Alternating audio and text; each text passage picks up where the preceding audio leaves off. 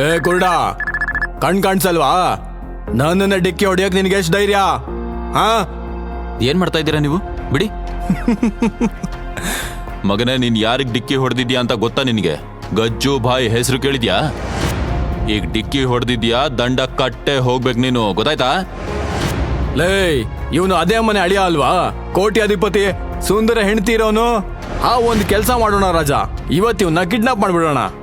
ಅದೇ ನೆಪದಲ್ಲಿ ಅವನ್ ಹೆಂಡತಿನ ನಮ್ಮ ಅಡ್ಡ ಕರ್ಸ್ಕೊಳ್ಳೋಣ. ಇಡೀ ರಾತ್ರಿ ಪಾರ್ಟಿನೇ ಪಾರ್ಟಿ. ಸಾಮ್ರಾಟ್ನ ಫೋನ್ ಮತ್ತೆ ರಿಂಗ್ ಆಯ್ತು.